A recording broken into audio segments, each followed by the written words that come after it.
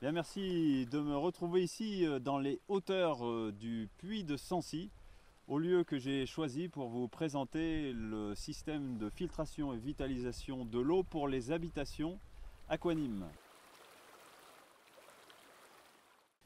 Donc, il s'agit de trois porte-filtres, c'est-à-dire des contenants dans lesquels il y a des cartouches, qui sont imprégnés à l'argent, c'est-à-dire que l'ensemble est d'un matériau plastique qui a été imprégné au cours de sa fabrication par un ensemble d'alliages, d'additifs qui ont des propriétés bactéricides. Ça, c'est le fruit de plusieurs années de recherche d'une société américaine qui a déposé plus de 200 brevets sur l'imprégnation de certains additifs dans différents matériaux. Ils travaillent d'ailleurs dans plusieurs domaines, pas que dans le domaine de la filtration de l'eau, mais également dans le domaine de l'industrie, pour le bâtiment, pour les habits, pour etc. Il y a de multiples applications et donc il y a à peu près 200 brevets qui leur ont permis d'ajuster leur formulation et de faire en sorte que ce qui est mis en termes d'additifs au niveau de ces matériaux soit incrusté au niveau de la matière et ensuite ne puisse pas être relargué, en l'occurrence en ce qui nous concerne,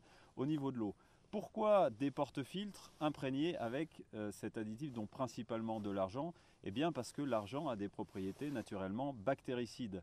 Et c'est ce qui va nous intéresser dans les outils de filtration de l'eau, parce qu'une des principales problématiques dans la purification de l'eau, notamment dans la filtration, c'est le fait de retenir de l'eau. Qui dit rétention de l'eau dans des supports poreux, dit à un moment donné, naturellement, prolifération de bactéries, puisqu'il y a toujours des bactéries dans l'eau du réseau, et à un moment donné, ces bactéries, eh bien, elles arrivent à se concentrer et à se démultiplier dans les systèmes de filtration, et également aussi sur les parois. Ça peut former ce qu'on appelle un biofilm sur les parois des outils de filtration de l'eau.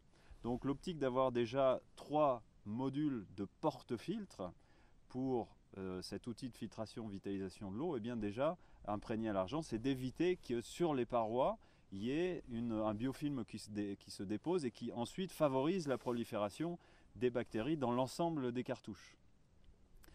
Ensuite, dans le premier module de filtration, nous avons donc une cartouche qui est elle-même imprégnée avec cette formulation à base d'argent. Donc c'est un préfiltre, une cartouche bobinée en tissu, tressé et incrustée dans sa matière à l'intérieur par cette solution-là. Cette cartouche de préfiltration bobinée en tissu va filtrer jusqu'à 1 micron principalement les particules sédimentaires. Son objet est surtout de protéger le reste de l'installation, donc des cartouches, pour éviter que des grosses particules sédimentaires puissent arriver dans le cœur de filtration et venir l'obstruer et poser des problèmes et de débit et donc ensuite d'entretien et de performance du système. Donc cette première cartouche de préfiltration, elle a pour objet de protéger principalement l'installation et déjà de faire une première filtration jusqu'à 1 micron d'un bon nombre de particules, notamment sédimentaires.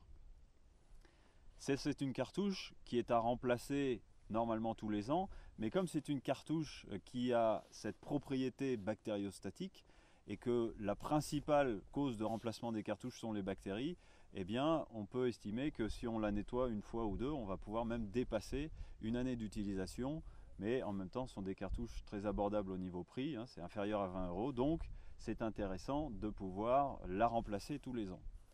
Ensuite, il y a un deuxième module qui est un porte-filtre plus grand qui fait 20 pouces, donc 20 cm de diamètre, quasiment 60 cm de haut, et qui lui, encore une fois, donc le même principe d'imprégnation sur le porte-filtre, et contient une cartouche qui est un alliage entre du charbon granulé et du KDF. Le KDF, c'est un alliage cuivre-zinc, c'est-à-dire que c'est une combinaison qui a été produite il y a une trentaine d'années aussi par un chercheur américain qui faisait des recherches notamment sur le chlore pour les bactéries et qui s'est aperçu dans ses tests eh bien, que cet alliage entre cuivre et zinc permettait d'avoir une action bactéricide et également de retenir, de transformer le chlore.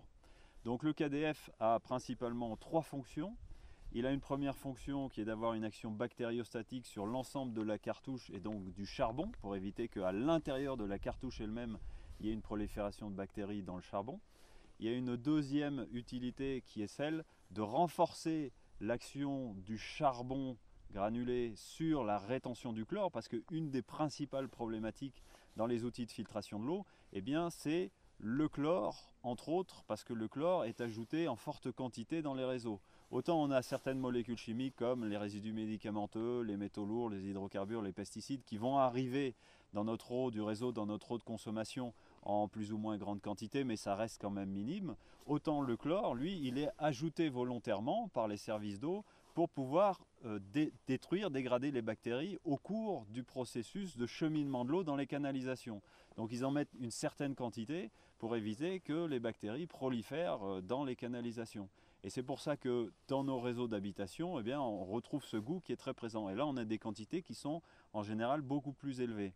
Et donc ça, c'est un souci important parce que ce chlore va souvent avoir tendance à colmater les cartouches et en superficie à les faire saturer. Donc le KDF va renforcer la capacité du charbon à capter le chlore, puisqu'il fait déjà un premier travail de transformation de ce chlore, et aussi le KDF a une action de transformation, d'attraction des métaux lourds, ce qui vient également alléger, on va dire, le travail du charbon dans sa rétention des molécules chimiques.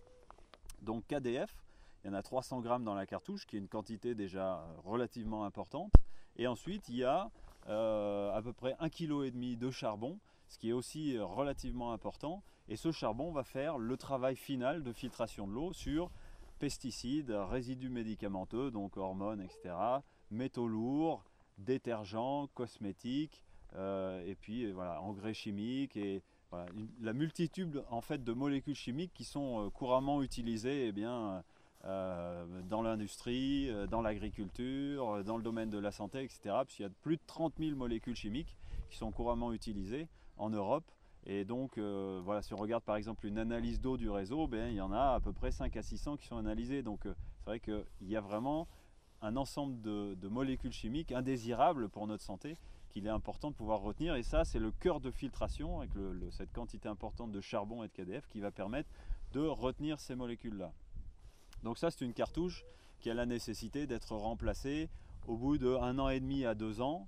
Ça va dépendre de la qualité de l'eau qui arrive, ça va dépendre de la consommation annuelle d'eau, donc du nombre de personnes aussi au foyer. Évidemment, plus la consommation est importante et moins la durée de vie de la cartouche sera longue. On peut estimer qu'une personne seule ou 2 personnes dans un foyer vont pouvoir utiliser cette cartouche-là pendant 2 ans facilement.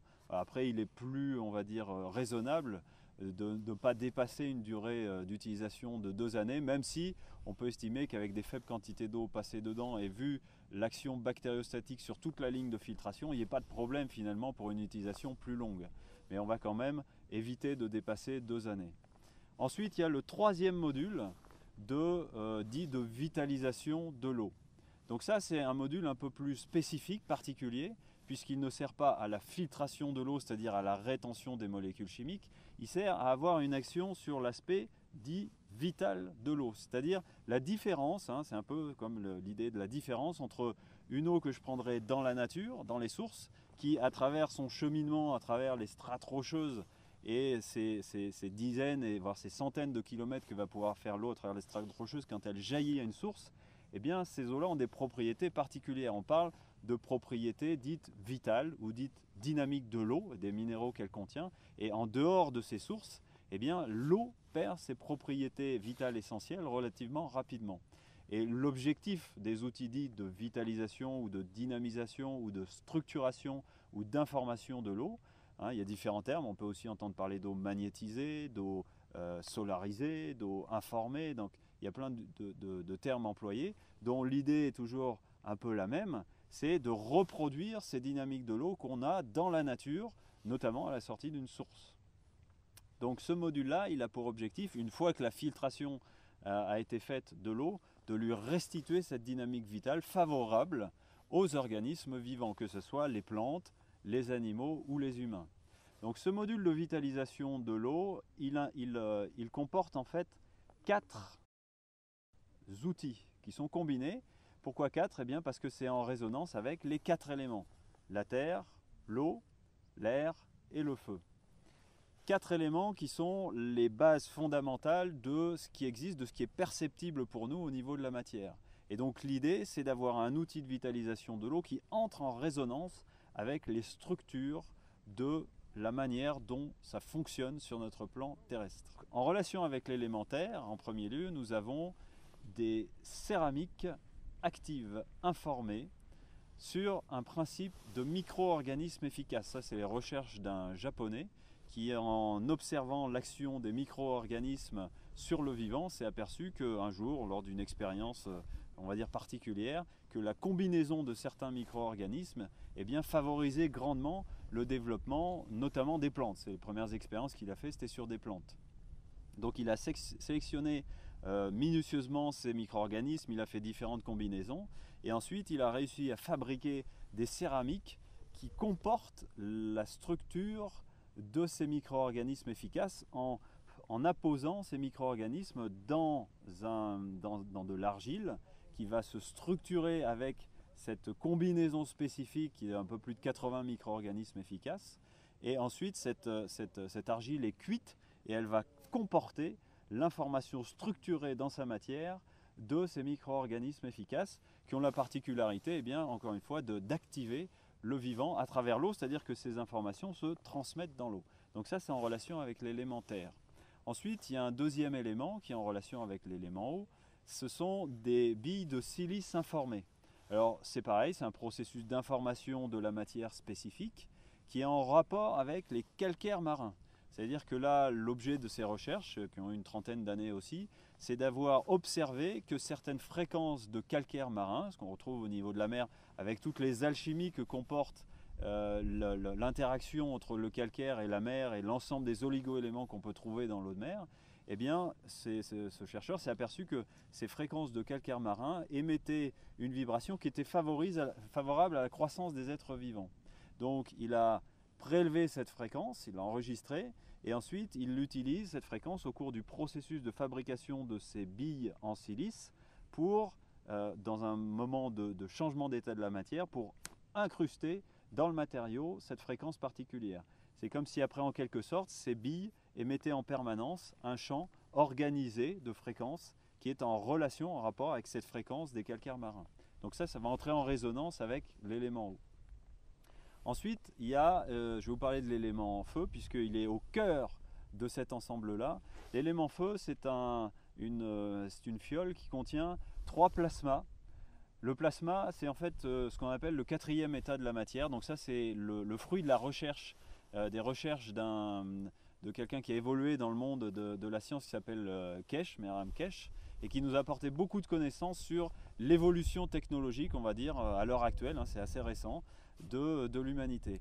Et donc le plasma, c'est une combinaison entre un aspect solide, liquide, gazeux, ce qu'on appelle gazeux à l'état nano, c'est-à-dire relativement énergétique. Et cette combinaison donc forme un espèce de fluide, un peu dense, un peu moitié compact, moitié donc liquide, et qui a un très fort pouvoir d'émission énergétique. Donc il y a une combinaison de ces 3 plasmas de base qui entrent en résonance avec différents niveaux vibratoires des organismes humains, entre autres, hein, aussi des plantes et des animaux. Donc principalement, on va retrouver un plasma à base de CO2, un plasma à base de cuivre et un plasma à base de fer. Voilà, donc ça c'est une alchimie particulière qui est en résonance avec l'élément feu, c'est-à-dire qu'il y a une forte émission centrale de ce plasma qui va interagir avec l'eau. Et à la sortie de ce module de vitalisation de l'eau, nous avons un petit module complémentaire qui va permettre de générer un tourbillon. C'est un module en céramique, hein, dans un manchon, qui permet, quand l'eau va sortir du module, de créer la dynamique tourbillonnaire, d'alchimiser l'ensemble de ces informations et de l'envoyer au niveau du réseau de l'habitation.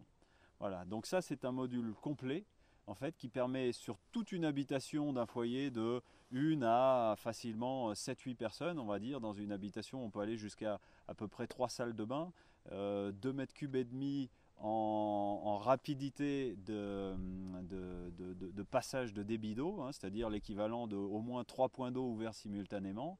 On va pouvoir traiter toute l'eau de l'habitation. Et ce module de vitalisation de l'eau, au-delà du fait qu'il permet bien évidemment de favoriser une bonne qualité d'eau pour le vivant, pour les organismes, les habitants de l'habitation et le réseau de canalisation l'arrosage des plantes, les animaux, etc., donc favoriser la vie à l'intérieur de tous ces organismes-là, eh bien aussi ça permet d'avoir, pour les personnes qui ont une problématique de calcaire, une transformation naturelle du calcaire. Alors je vais faire un petit passage un peu spécifique sur ce point-là.